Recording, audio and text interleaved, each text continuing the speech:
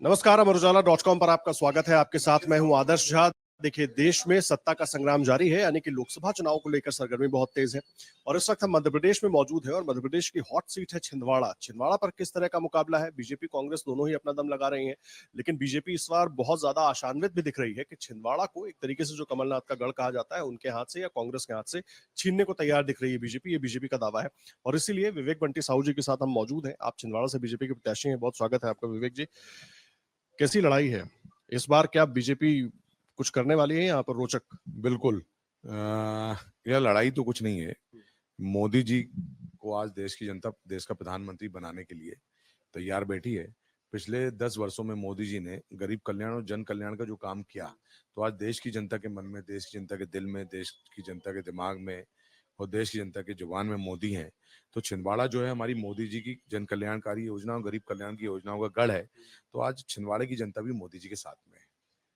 ये जो बात आप कह रहे हैं इस पे मैं आऊंगा, लेकिन पहले बात ये, क्योंकि जब तमाम लोगों से मैंने बात की तो उन्होंने कहा जिस तरीके से यहाँ पर विवेक बंटी साहू जो हैं वो एक्टिव रहे हैं, लगातार बीजेपी का झंडा लेकर मैदान में डटे रहे, 2 बार चुनाव भी लड़े, हार का मुंह सामना किया, लेकिन उसके बाद भी डटे रहे और इसीलिए इस बार भी आला कमान ने भरोसा किया है उन पर। यही बात है और जमीनी चीजें क्या है? देखिए, मैं राजनीति में आया ही इसलिए हूँ कि हम लोगों की जरूरतमंदों की सेवा कर सकें, बीमारों का इलाज करवा सकें, हम लोगों के काम कर सकें। यहाँ छिंदवाड़े में 38% आदिवासी हमारे भोले भाले भाई लोग हैं।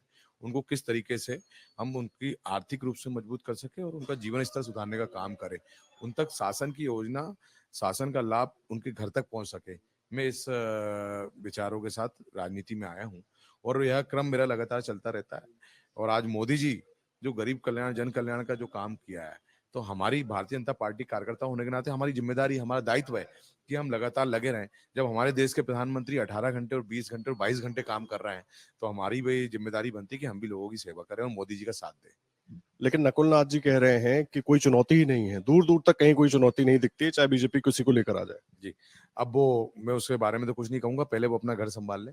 उनके व्यवहारों से आज कमलनाथ जी के सबसे विश्वास पात्र जो पहले दिन से कमलनाथ जी के साथ खड़े थे, उन्होंने कांग्रेस छोड़ दी। विधायक जो कमलेश शाह जी आए, उन्होंने कहा कि नकुल नाथ जी आदिवासियों का अपमान करते हैं। और नकुल नाथ जी ने खुद ने क्या आदिवासियों के बारे में कहा। विक्रम आके जो एक युवा है, वो भाजपा में आ गया महापौर। उन्होंने कहा कि नकुल नाथ जी आदिवासियों को दुत्कारने का काम करते हैं, जनप्रतिनिधियों को दुत्कारते हैं।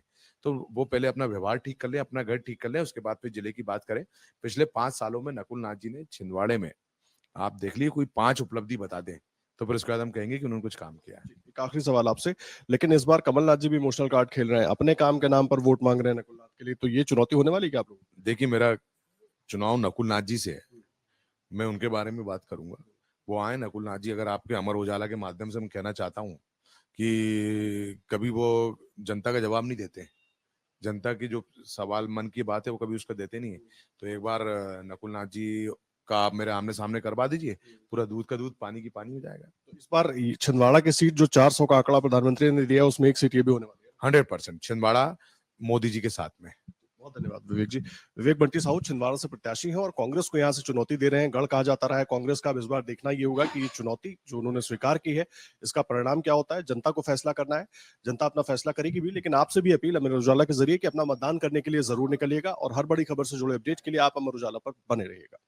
अगर आप ये वीडियो YouTube पर देख रहे हैं तो हमारे चैनल को सब्सक्राइब करें और बेल आइकन को दबाना ना भूलें। अगर आप Facebook पर ये वीडियो देख रहे हैं तो हमारे पेज को लाइक करें।